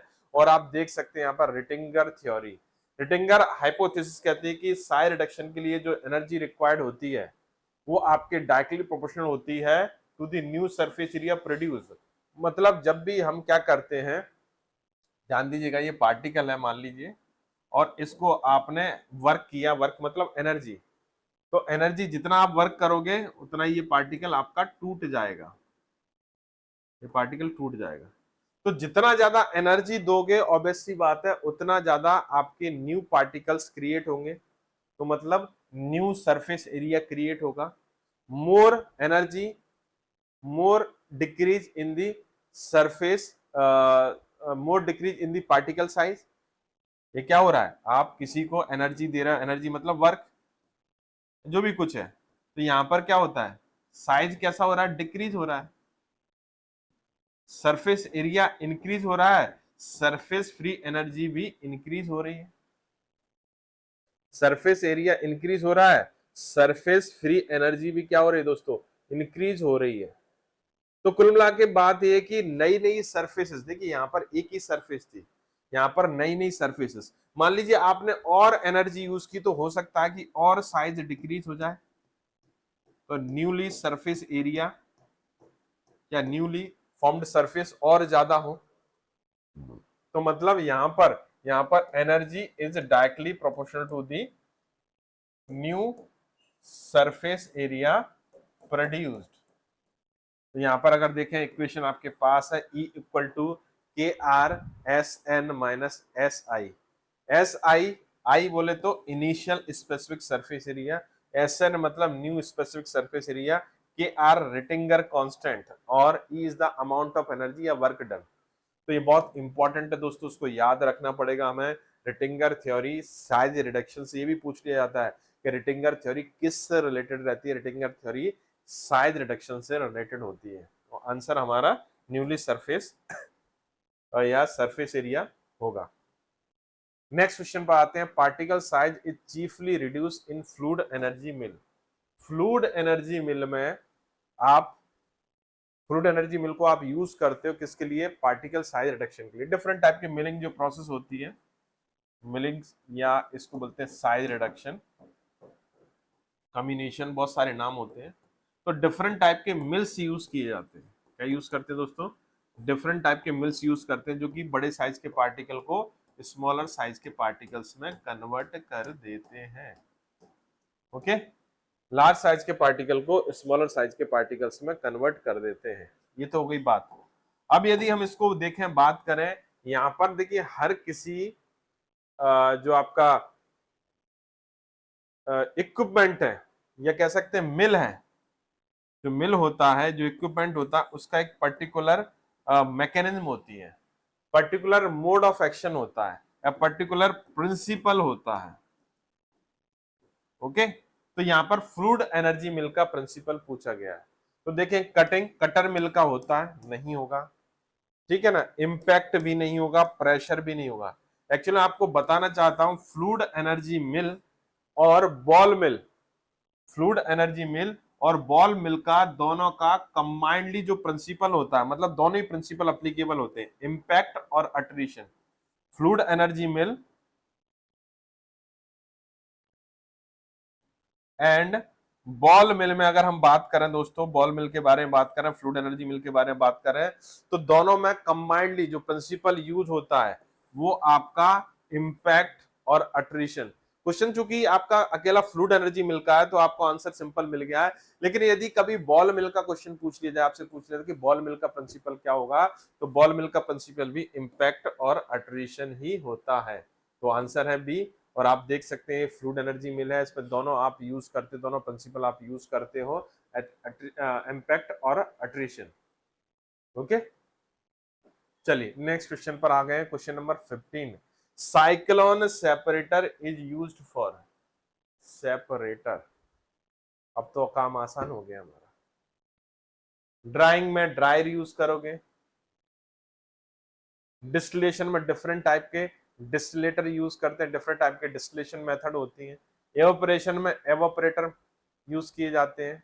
लेकिन बात है साइक्लोन सेपरेटर, तो सेपरेट किसको, सेपरेट पार्टिकल को सेपरेट करेंगे किसके बेस पर, साइज के बेस पर। किसके बेस पर दोस्तों, साइज के बेस पर। तो साइक्लोन सेपरेटर ना तो ड्राइंग में यूज करते हैं, ड्राइंग में ड्रायर यूज करते हैं, डिस्टिलेशन में डिस्टिलेटर यूज किए जाते हैं, डिस्टिलेशन इक्विपमेंट यूज किए जाते हैं, एवापोरेशन में एवापोरेटर यूज किए जाते हैं। लेकिन बात होती है साइज सेपरेशन की, तो वहां पर डिफरेंट टाइप के सीव्स और साइक्लोन सेपरेटर्स यूज किए जाते हैं। दोस्तों आंसर है हमारा डी। चलिए चेक कर लेते हैं आंसर। आंसर क्या है, आंसर डी ही है। तो ये है साइक्लोन सेपरेटर, आप देख सकते हैं सॉलिड को सेपरेट, दी सॉलिड्स और गैसेस को दोनों को सेपरेट करने के लिए हम यूज करते हैं, और लिक्विड से लिक्विड में सॉलिड्स को सेपरेट करने के लिए भी इसको यूज किया जाता है इस तरीके से। चलिए आगे बढ़ते हैं। क्वेश्चन आ गया सिंपल, सीव वाला। सिंपल तो नहीं कह सकता, इस क्वेश्चन को इंपॉर्टेंट कह सकते हैं, बहुत ही इंपॉर्टेंट क्वेश्चन है दोस्तों, याद रखिएगा। एक टेबल है जो आपको मैं अभी बताऊंगा थोड़ी देर बाद डिस्क्रिप्शन में, उस टेबल को आपको याद रखना है कि डिफरेंट टाइप के साइज के जो पार्टिकल्स होते हैं या पाउडर का जो साइज होता है वो सीव नंबर के हिसाब से हमने दिया है। मतलब सीव नंबर के हिसाब से हमने इसको क्लासिफाइड किया है। जैसे course powder, moderately course powder, moderately fine powder, fine powder, very fine powder, super fine powder, इस तरीके से पाउडर्स के पाउडर के जो कह सकते हैं कि साइज है। अब जो पाउडर के जो साइज दिए गए हैं दोस्तों, वो किसके बेस पर दिए गए हैं कि वो सीव से कितना पास हो रहा है, या सीव से कितने नंबर की सीव से पूरा पास हो रहा है। तो यहाँ पर दो प्रिंसिपल होते हैं, एक 100% वाला प्रिंसिपल होता है, 100% पास, एक दूसरा होता है 40% पास, 100% पास एंड 40% पास। तो यहाँ पर देखिएगा ये जो लिखा हुआ है आप देख सकते हैं नंबर 10 और 44, मतलब 100% अपॉन 40%, ये इसको इंडिकेट करता है, याद रखना। में 100% अपॉन 40% को इंडिकेट कर रहा है। तो यहाँ पर देखिए सबसे बड़े साइज का जो पाउडर होता है वो आता है आपका कोर्स पाउडर। कौन सा, कोर्स पाउडर। फिर होता है आपका मॉडरेटरी कोर्स, फिर होता है मॉडरेटरी फाइन, फिर वेरी फाइन, और फिर सबसे लास्ट में आता है सुपर फाइन। तो यहाँ पर अगर ऑप्शंस देखें तो यहाँ पर देखिए सबसे इंपॉर्टेंट चीज कि लार्ज साइज का अगर पाउडर है, लार्ज साइज का अगर पाउडर है तो यहाँ पर लार्ज साइज का पाउडर कौन सा है, कोर्स पाउडर। और लकीली हमारे क्वेश्चन में भी कोर्स पाउडर के बारे में पूछा गया है। तो मतलब साइज, पार्टिकल साइज ज्यादा है तो उसको पास होने के लिए बड़े अपर्चर की रिक्वायरमेंट होगी सीव से। उसको पास होने के लिए जो सीव होगा वो बड़े अपर्चर साइज का होगा। तो जितना बड़ा अपर्चर साइज होगा, ठीक है ना, जितना बड़ा अपर्चर साइज होगा उतना ही कम आपका नंबर होगा, याद रखना। जैसे सीव नंबर, एक देखिए सीव नंबर आपका 10 है और एक सीव नंबर आपका 40 है। तो इसमें अगर अपर्चर साइज देखें तो इसका अपर्चर साइज बड़ा होगा, इसका अपर्चर साइज छोटा होगा। भले नंबर बड़ा है लेकिन अपर्चर साइज छोटा होगा। कैसा, अपर्चर साइज छोटा होगा, क्योंकि पर स्क्वायर उसमें एरिया में, पर स्क्वायर फीट एरिया में कितने अपर्चर्स हैं किसी सीव में, तो उसके हिसाब से हम इसको सीव नंबर देते हैं। देखिए साइज अगर बड़ा होगा अपर्चर का तो उतने कम अपर्चर्स आएंगे, और साइज जितना छोटा होगा उतने ज्यादा अपर्चर आएंगे, तो उतने ज्यादा नंबर होगा। तो यहाँ पर 10 नंबर का मतलब 10 अपर्चर है पर्टिकुलर एरिया में, 40 का मतलब 40 अपर्चर है। तो यहाँ पर अगर देखें कोर्स पाउडर है, मतलब ये कहने का मतलब है कि ये सबसे छोटे नंबर की सीव से, नंबर के हिसाब से, और सबसे बड़े साइज की अपर्चर की सीव से, जिसका अपर्चर साइज बड़ा, उससे पास हो जाएगा। तो यहाँ पर अगर देखें तो ये 10 नंबर की सीव से पूरा पास हो जाता है, और 44 नंबर की सीव से 40% पास होता है। ये होता है आपका कोर्स पाउडर। तो कोर्स पाउडर वह पाउडर होता है जो 100 नंबर की सीव से, सॉरी 10 नंबर की सीव से पूरा पास हो जाए, और 44 नंबर की सीव से 40% पास हो जाए। फिर उसके बाद आता है मॉडरेटरी कोर्स पाउडर, ये आपका 20 नंबर की सीव से पूरा पास हो जाता है, 65 नंबर की सीव से केवल और केवल 40% पास होता है। फिर आते हैं आप मॉडरेटली फाइन पाउडर, जो कि आपका 44 नंबर की सीव से 100% पास हो जाता है, और 85 नंबर की सीव से 40% ही पास होता है। और आपका ये है 120, ये सुपर फाइन पाउडर होता है, ठीक है ना, सॉरी सुपर फाइन नहीं, फाइन ये आपका हो गया मॉडरेटली फाइन, फाइन ये, ठीक है ना, सुपर फाइन पाउडर हो गया। चलिए देखते हैं, आंसर है ए और ये है पॉसिबल डिस्क्रिप्शन। वेरी फाइन बोल देंगे, सुपर फाइन नहीं, सॉरी वेरी फाइन बोलेंगे 120 को। तो यहाँ पर देख सकते हैं ये आपका पॉसिबल डिस्क्रिप्शन है, आपके सामने दिख भी रहा है, और इस पॉसिबल डिस्क्रिप्शन की हेल्प से हम लोग आंसर फाइंड आउट कर सकते हैं, आंसर निकाल सकते हैं अलग अलग टाइप का। तो यहाँ पर कोर्स मतलब 10 नंबर की सिर्फ से पूरा पास हो जाएगा 44 नंबर की, और वेरी फाइन 120 नंबर की सिर्फ से पूरा पास हो जाएगा, माइक्रोफाइन 350 नंबर की सिर्फ से पूरा पास हो जाएगा, और सुपर फाइन आपकी 90% की सिर्फ से पूरा पास हो जाएगा। सॉरी, सुपर फाइन 90% 10 इसका, सॉरी इसमें स्पेशल दिया नहीं है कुछ इस तरीके का, ठीक है। चलिए आगे बढ़ते हैं, नेक्स्ट क्वेश्चन की तरफ जाते हैं। Which of the following law is not related to the size reduction, इनमें से कौन सा लॉ साइज रिडक्शन से रिलेटेड नहीं है? Fick's law, Kick's law, Bond's theory, Rittinger law. अभी देखिए कुछ देर पहले हम लोगों ने रिटिंगर लॉ के बारे में देखा था कि रिटिंगर लॉ क्या होता है। तो रिटिंगर लॉ हमने देखा था कि साइज रिडक्शन से रिलेटेड होता है। किससे दोस्तों? साइज रिडक्शन से। मतलब यहाँ पर energy is directly proportional to the required to the newly surface area form. तो न्यूली सरफेस एरिया के डायरेक्टली प्रोपोर्शनल था, हमने देखा था किसके बारे में? रिटिंगर लॉ से। अब दूसरी थ्योरी भी रहती है, बॉन्ड्स थ्योरी और किक थ्योरी, ये भी साइज रिडक्शन से रिलेटेड होती है। किससे दोस्तों? साइज रिडक्शन से रिलेटेड होती है। लेकिन यदि हम दोस्तों बात करें यहाँ पर फिक्स लॉ, फिक्स लॉ जो होता है वो डिफ्यूजन से रिलेटेड होता है। किससे दोस्तों? डिफ्यूजन से, ना कि किसी तरीके के साइज रिडक्शन से। It is related to the diffusion of the particle, या डिफ्यूजन प्रिंसिपल को एक्सप्रेस करने के लिए हमें फिक्स लॉ, फर्स्ट और सेकंड दो लॉ होते हैं उसको यूज करते हैं। तो यहां पर पूछा नॉट रिलेटेड टू, तो ये तो रिलेटेड है, ये रिलेटेड है, ये भी रिलेटेड है, ये नॉट रिलेटेड, मतलब ये क्या हो जाएगा दोस्तों? यहाँ पर आंसर हो जाएगा। ये क्या हो जाएगा दोस्तों? यहाँ पर आंसर। तो इस क्वेश्चन का जो आंसर हमारे पास होने जा रहा है वो आंसर होने जा रहा है हमारा ए इज द राइट आंसर। चलिए चेक कर लेते हैं। ओके, तो यहाँ पर देख सकते हैं Rittinger theory, Bond's theory, Kick's theory. तो सबसे पहले रिटिंगर थ्योरी के बारे में हम लोग ऑलरेडी देख चुके हैं, इस पर ज्यादा डिस्कशन नहीं करेंगे। लेकिन अब यहाँ पर बॉन्ड थ्योरी को देखें तो यहाँ पर एनर्जी यूज्ड जो कि आपके, ठीक है ना, energy used in crack propagation is proportional to the newly crack length formed. जो नई आपको देखिए एनर्जी यूज करेंगे तो पार्टिकल्स में क्या आएंगे? क्रैक्स आएंगे। पार्टिकल्स में क्या आएंगे दोस्तों? क्रैक्स आएंगे। तो न्यूली क्रैक लेंथ प्रोड्यूस, जो भी आपका क्रैक लेंथ प्रोड्यूस हो रही है उसके डायरेक्टली प्रोपोर्शनल होते हैं। फॉर्मूला आप देख सकते हैं, equal to 2kb upon 1 upon under root dn minus di। ये इनिशियली है और ये आपका फाइनल है, न्यूली फॉर्म। उसके बाद किक्स थ्योरी, किक्स थ्योरी बताता है कि fracturing a set of particle of equivalent shape is proportional to the ratio of size change. मतलब यहाँ पर आप एनर्जी यूज कर रहे हैं, उसके कारण जो साइज में जो चेंज होता है उसके रेशियो के डायरेक्टली प्रोपोर्शनल होता है। तो कुल मिला के बात ये है कि साइज रिडक्शन को हमने तरह तरह से क्या कर दिया, एक तरीके से मॉडिफाइड कर दिया, इस थ्योरी को तरह तरह से बता दिया, एक्सप्लेन कर दिया। लेकिन बात वही है कि आप यदि एनर्जी दोगे, वर्क करोगे, तो डेफिनेटली सी बात है कि पार्टिकल क्या हो जाएगा? टूट जाएगा। चलिए आगे बढ़ चलते हैं। चलिए दोस्तों बात करते हैं क्वेश्चन नंबर 18। क्वेश्चन नंबर 18 में पूछा गया है कि working principle of roller mill. जी हाँ दोस्तों, इससे पहले क्वेश्चन पूछा था, क्वेश्चन देखा था हमने कि working principle of the fluid energy mill. तो दोस्तों ये वर्किंग प्रिंसिपल्स वाले क्वेश्चंस हैं, वो बहुत पूछे जाते हैं आपके बॉल मिल का, फ्लूइड एनर्जी मिल का, हैमर मिल का।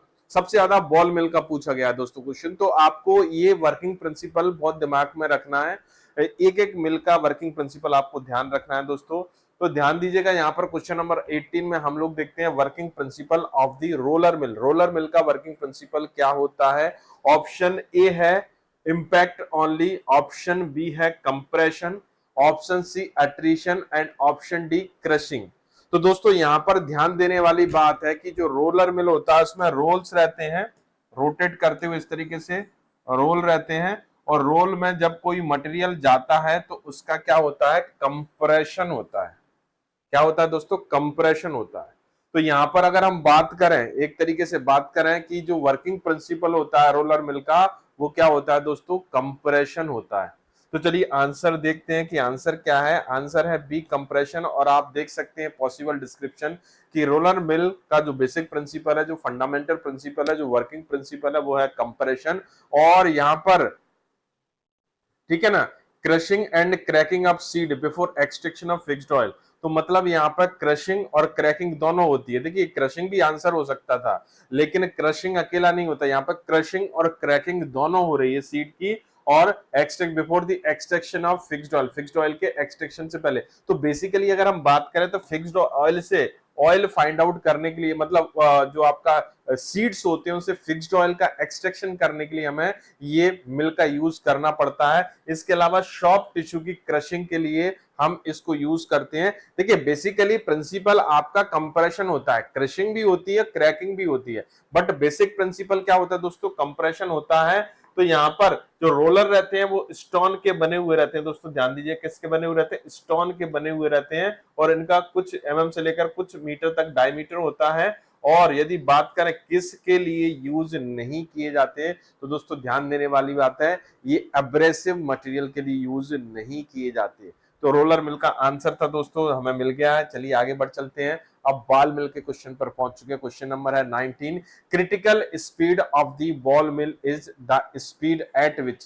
क्रिटिकल स्पीड बॉल मिल की वह स्पीड होती है जिस पर क्या होता है। Ball begins to centrifuge with the mill, ball cascade over one another, ball are carried up the sides and fall freely onto the material, ball start tumbling। तो दोस्तों एक क्रिटिकल स्पीड वह स्पीड होती है, अगर हम बात करें पूरे, अगर बॉल मिल की वर्किंग को देखें, तो यहाँ पर क्या होता है, जो आपकी बॉल्स रहती हैं वो सेंट्रीफ्यूगल फोर्स फील करना शुरू कर देती हैं, किस पर, क्रिटिकल स्पीड या करेक्ट स्पीड पर। मतलब वहां पर जब मिलिंग प्रोसेस होती है, शुरू करते हैं और एक ऑप्टिमम स्पीड पहुंच जाती है, करेक्ट स्पीड पहुंच जाती है, क्रिटिकल स्पीड पहुंच जाती है, तो उस स्पीड पर आपका सेंट्रीफ्यूग होना शुरू हो जाता है। तो चलिए, ball begin to centrifuge at the critical speed, answer हो जाएगा, आंसर ए है।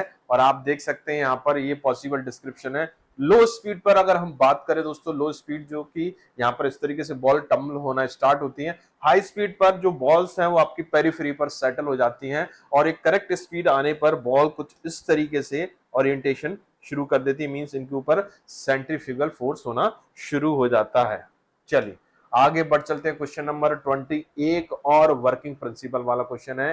Hammer mill work on the principle of, hammer mill किस प्रिंसिपल के ऊपर वर्क करते हैं।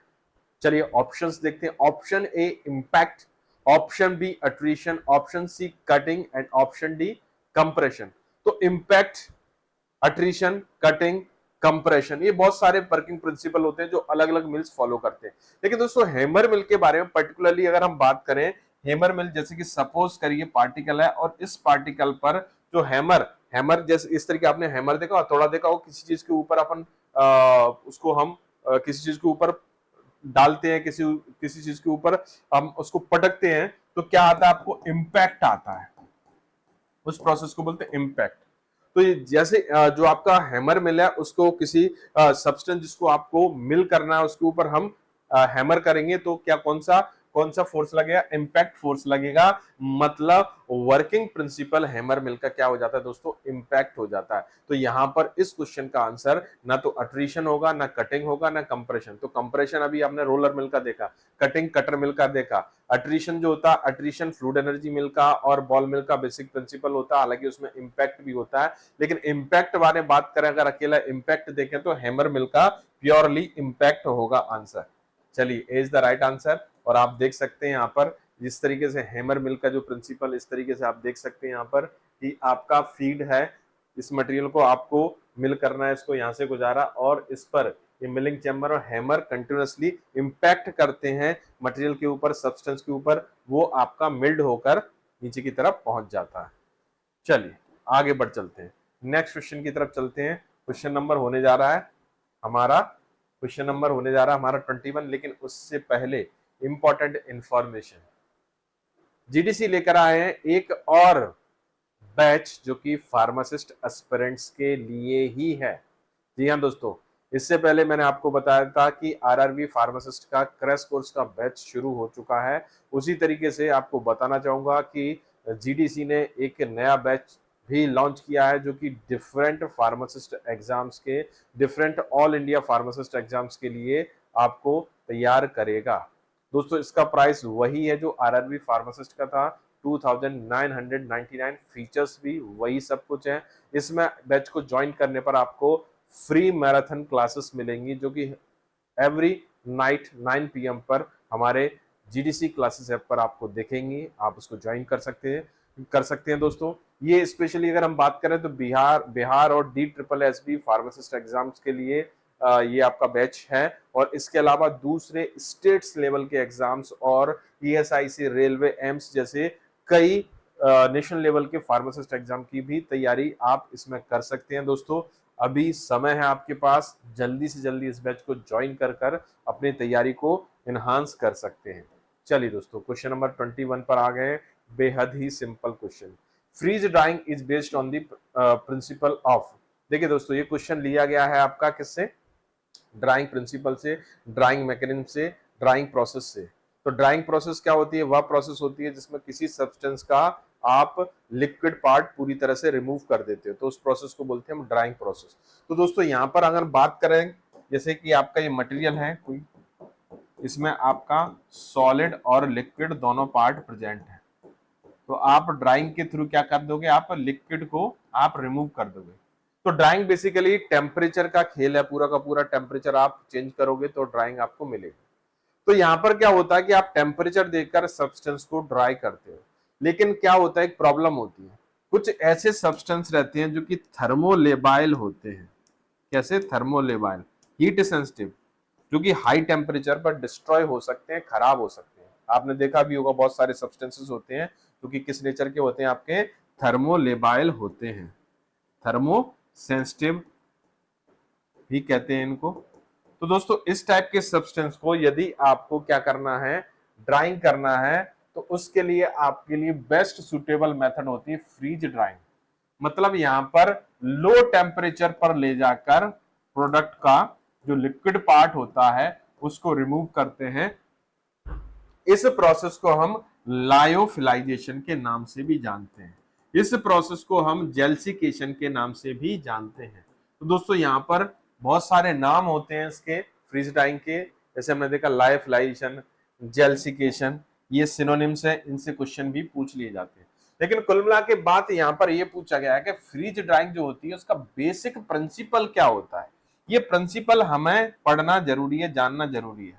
तो यहाँ पर दोस्तों डेसिकेशन नहीं होता, फ्लूइडाइजेशन भी नहीं होता, रिकंस्टिट्यूशन नहीं होता। बेसिकली यहाँ पर क्या होता है, सब्लिमेशन प्रोसेस होती है। क्या होती है दोस्तों, सब्लिमेशन प्रोसेस। सब्लिमेशन प्रोसेस वह प्रोसेस होती है जिसमें सॉलिड को, ठीक है ना, सब्लिमेशन प्रोसेस में क्या होती है, यहाँ पर सॉलिड को डायरेक्टली इसमें आपने गैसियस फेज में कन्वर्ट करते हैं, इसको बोलते हैं हम सब्लिमेशन। नॉर्मली क्या होता है, सॉलिड पहले क्या होता है, लिक्विड में कन्वर्ट हो जाता है, और लिक्विड क्या होता है, गैस में कन्वर्ट होता है। सॉलिड से लिक्विड में कन्वर्ट होना मेल्टिंग कहलाता है, और लिक्विड का गैस में कन्वर्ट होना वेपोराइजेशन कहलाता है। लेकिन जब सॉलिड सीधा गैस में कन्वर्ट हो जाता है तो इस प्रोसेस को हम बोलते हैं सब्लिमेशन।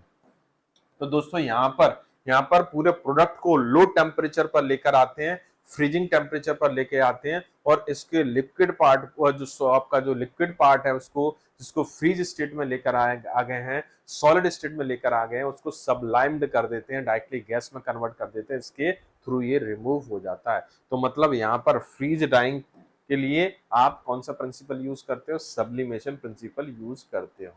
यस, तो आप देख सकते हैं फ्रीज ड्राइंग इस तरीके का फ्रीज ड्रायर होता है, और ये प्रिंसिपल है, इसको लाइफलाइजेशन जेल्सिकेशन के नाम से बात जानते हैं। क्यों बोलते हैं इसको लाइफलाइजेशन, क्योंकि इसमें क्या होता है, जो प्रोडक्ट आपको मिलता है, एक अमorphous पाउडर मिलता है आपको, वो आपका सॉल्वेंट लविंग होता है, इसलिए हम इसको फ्रीज ड्राइंग के नाम से जानते हैं। और इसका जो बेसिक प्रिंसिपल है मैंने आपको बता ही चुका हूँ, वाटर को हम सब्लिमेशन प्रोसेस के थ्रू रिमूव करते हैं।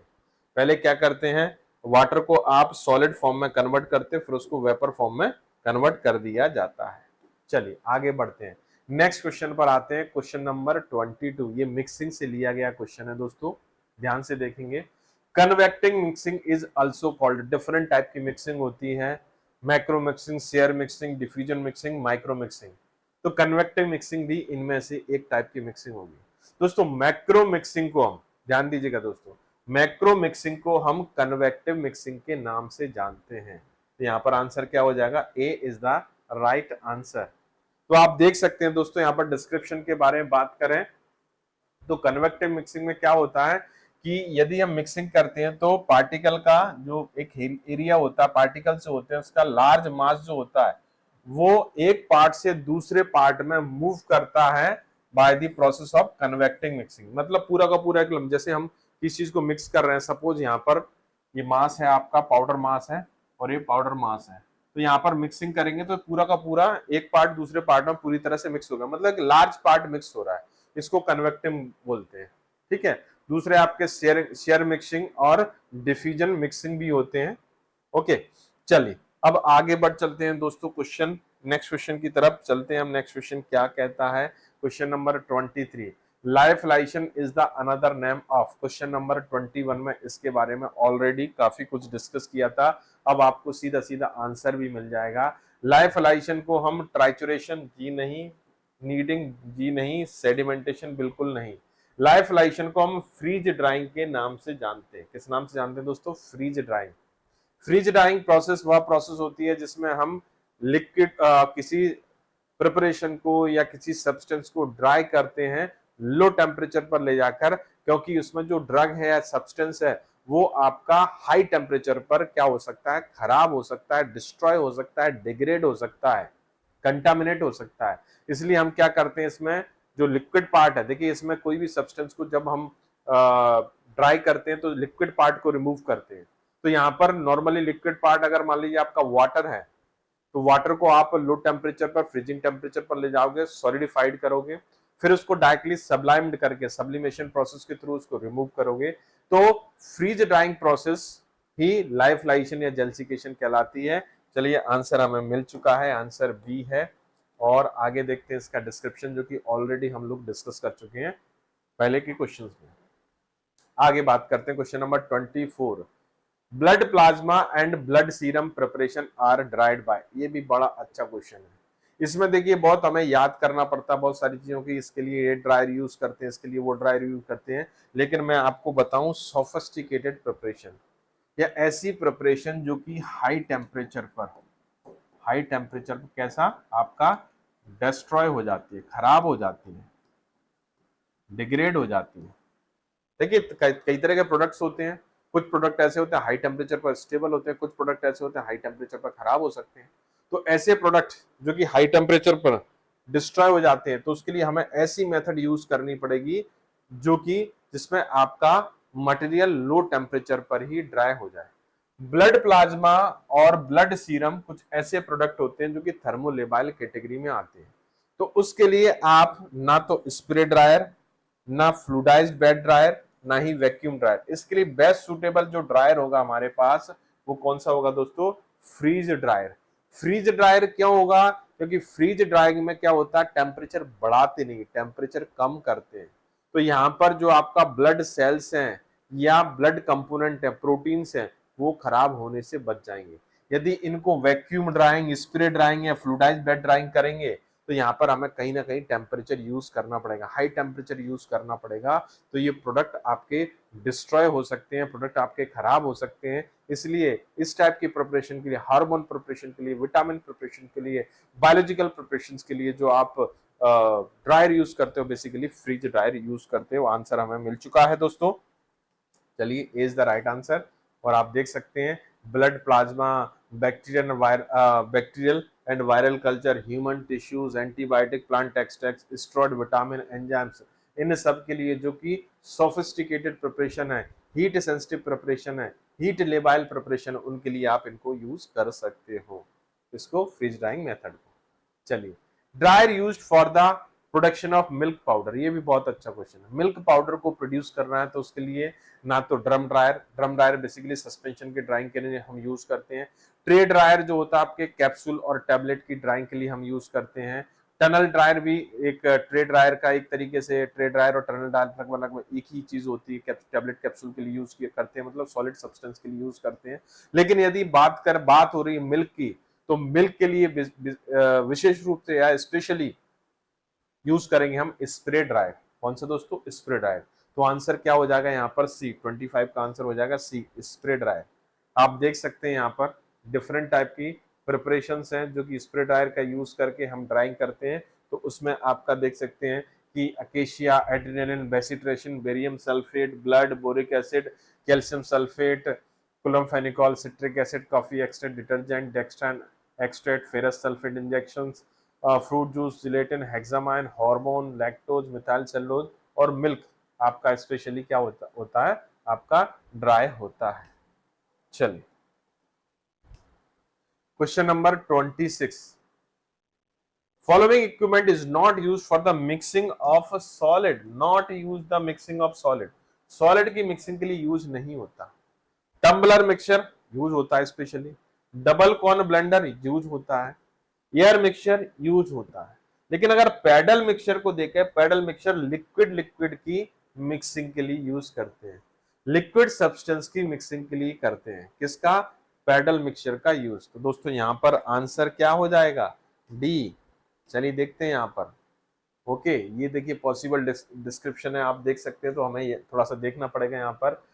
सॉलिड मिक्सचर कौन कौन से होते हैं? तो यहाँ पर स्मॉल स्केल पर mortar and pestle, trituration mechanism, tumbling mixture और cylindrical mixture without mixing blade. इसमें आपका डबल कॉर्न ब्लेंडर जो ऑप्शन में था, V cone mixture without baffle and cube blender, tumbling action होता है। एयर मिक्सचर ये भी था, इसको फ्लूडाइज मिक्सचर के नाम से भी जानते हैं। ये फ्लूडाइज मिक्सचर इसका एग्जाम्पल है। और यहाँ पर मैकेनिज्म के बारे में बात करें तो एयर सपोर्टिंग ब्लेंडिंग होती है। लिक्विड मिक्सचर जो कि पूछा गया था कौन सा, तो हमने देखा था कि tumbling mixture, double cone mixture, air mixture, ये तीनों यूज होते हैं सॉलिड के लिए। तो प्रोपेलर मिक्सचर, टरबाइन मिक्सचर और पैडल मिक्सचर ये एक आंसर था। ये आपका लिक्विड के लिए यूज होता है। किसके लिए? लिक्विड के लिए, not for the solid. Yes, तो आंसर क्या था हमारा? Paddle mixture. Okay, the mechanism, next question number 27 है, the mechanism involve in the mixing process include. कौन कौन सी मैकेनिज्म जो होती है वो की मिक्सिंग में इन्वॉल्व होती है? बल्क ट्रांसपोर्ट इन्वॉल्व होती है, मॉलिक्यूलर डिफ्यूजन इन्वॉल्व होता है, लैमिलर मिक्सिंग इन्वॉल्व होता है। तो इस लिहाज से ये सारी की सारी प्रोसेस है, चाहे वो बल्क ट्रांसपोर्ट हो, चाहे मॉलिक्यूलर डिफ्यूजन हो, चाहे लैमिलर मिक्सिंग हो, ये सारी की सारी इसमें इन्वॉल्व होती है। तो मतलब आंसर क्या हो जाएगा? D is the right answer. तो आप देख सकते हैं यहाँ पर बल्क ट्रांसपोर्ट भी है मैकेनिज्म में, लिक्विड की मिक्सिंग में, टर्बाइन टर्बुलेंट मिक्सिंग भी है, लेमिनर मिक्सिंग है और मॉलिक्यूलर डिफ्यूजन भी है। तो मतलब सभी के सभी हैं। मतलब आंसर इसलिए हमारा क्या था? ऑल आंसर था। चलिए क्वेश्चन नंबर 28 पर आ गए। ये एक और basic principle, working principle mill का। Colloidal mill work on the principle of impact, homogenization, compression, cutting. तो दोस्तों कोलॉइडल मिल के बारे में जैसे कि आपको पता है, कोलॉइडल मिल स्पेशली इमल्शंस बनाने के लिए, कोलॉइड्स बनाने के लिए, मतलब डिस्पर्सन सिस्टम बनाने के लिए यूज करते हैं। तो डिस्पर्सन सिस्टम में बेसिक जो रिक्वायरमेंट होती है वो होती है होमोजेनाइजेशन। Okay, sharing principal. तो दोस्तों अगर हम बात करें तो यहाँ पर होमोजेनाइजेशन हमें दिखाई दे रहा है क्वेश्चन नंबर 28 में। तो आंसर क्या हो जाएगा दोस्तों? B, homogenization. क्वेश्चन नंबर 28 का आंसर हो जाएगा बी। और आप देख सकते हैं कोलॉइडल मिल है, तो कोलॉइडल मिल को हम होमोजेनाइजर के नाम से भी जानते हैं। तो यहाँ पर रोटर और स्टेटर मिक्सिंग हेड यूज किए जाते हैं और इस तरीके से मटेरियल को मिक्स करके हम डिफरेंट टाइप के डिस्पर्सन सिस्टम बनाते हैं और साइड रिडक्शन भी होता है इसमें। क्वेश्चन नंबर 29 पर आ चुके हैं दोस्तों। Tunnel dryer is variant of the, spray dryer का नहीं होता जी, रोलर ड्रायर का भी नहीं होता, ट्रे ड्रायर का, फ्लूइडाइड बेड ड्रायर का। तो मैं दोस्तों आपको बताना चाहूंगा, तो ये स्प्रे ड्रायर के लिए रोलर ड्रायर और फ्लूइडाइड बेड ड्रायर इनमें से किसी का भी वेरिएंट नहीं होता। ये जो टनल ड्रायर है वो ट्रे ड्रायर का एक वेरिएंट होता है। इसका था ट्रे ड्रायर का। तो आंसर क्या हो जाएगा दोस्तों? यहाँ पर C is the right answer, tray dryer. आप देख सकते हैं डिस्क्रिप्शन, ट्रे ड्रायर का जो वेरिएंट है टनल ड्रायर है, फ्लूइड बेड ड्रायर का प्लग फ्लो ड्रायर है, ड्रम और रोलर ड्रायर का, ठीक है, आप देख सकते हैं आप। तो यहाँ पर अगर बात करें हम दोस्तों, तो ट्रे ड्रायर स्पेशली मैंने जैसे आपको बताया सॉलिड प्रिपरेशंस के लिए हम यूज करते हैं, और इसका जो है आपका वेरिएंट है वो टनल ड्रायर है। चलिए क्वेश्चन नंबर 30 पर आ चुके हैं, मतलब last question. Mixing of semi solid is carried out using one of the following equipment. Double cone mixture, fluidized bed mixture, planetary mixture, triple roller mill. तो दोस्तों मिक्सिंग सॉलिड की हो, सेमी सॉलिड की हो, लिक्विड की हो, हमें याद रखनी पड़ेगी। जैसे हम कुछ क्वेश्चंस पहले हमने सॉलिड और लिक्विड की मिक्सिंग के बारे में बात की, डिफरेंट टाइप के मिक्सचर यूज करते हैं, लेकिन अब इस क्वेश्चन में हमें ये देखना पड़ेगा कि सेमी सॉलिड की मिक्सिंग के लिए हम कौन सा इक्विपमेंट यूज करते हैं। तो डबल कॉर्न ब्लेंडर बिल्कुल नहीं यूज किया जाता, नहीं फ्लूइडाइड बेड मिक्सचर, नहीं प्लेनेटरी मिक्सचर। तो यूज करते हैं वो होता है आपका ट्रिपल रोलर मिल। सेमी सॉलिड की मिक्सिंग के लिए हम ट्रिपल रोलर मिल का यूज करते हैं दोस्तों, आंसर है डी। चलिए आंसर है डी। और आप देख सकते हैं डिफरेंट टाइप की मिक्सिंग इक्विपमेंट, डिफरेंट टाइप के सब्सटेंस के लिए, सॉलिड की मिक्सिंग के लिए आपका V cone blender, double cone blender, ribbon blender, sigma blade mixture, planetary mixture, air mixture, barrel type continuous mixture, zigzag continuous blender. Liquid की mixing के लिए air jet mixture, jet mixture और flow mixture. Immiscible liquid की mixing के लिए आप Silverson mixture, Rapisonic homogenizer means emulsions बनाने के लिए आप इनको यूज करते हैं। वहीं सेमी सॉलिड की मिक्सिंग के लिए ट्रिपल रोलर मिल यूज करते हो। चलिए, थैंक यू सो मच। चलिए दोस्तों, ये थे आपके 30 क्वेश्चन जो कि आपके फार्मास्यूटिकल इंजीनियरिंग के कुछ इंपॉर्टेंट टॉपिक से लिए गए थे। डेफिनेटली इन 30 क्वेश्चंस के थ्रू आपकी नॉलेज में डेफिनेटली इनहांसमेंट हुआ होगा, आपके कंसेप्ट क्लियर हुए होंगे, रिवीजन भी हुआ होगा, कुछ नई चीजें सीखने को भी मिली होंगी। तो दोस्तों इसी तरीके से जुड़े रहिए हमारे जीडीसी चैनल से, और देखते रहिए आरआरबी फार्मासिस्ट एग्जाम के लिए ये revolutionary series Tejas for RRB. चलिए इन्हीं शब्दों के साथ मुझे विदा कीजिए, मिलता हूं नेक्स्ट पार्ट में कुछ नए क्वेश्चंस के साथ, कुछ नए टॉपिक्स के साथ। तब तक के लिए thank you so much, take care, bye bye.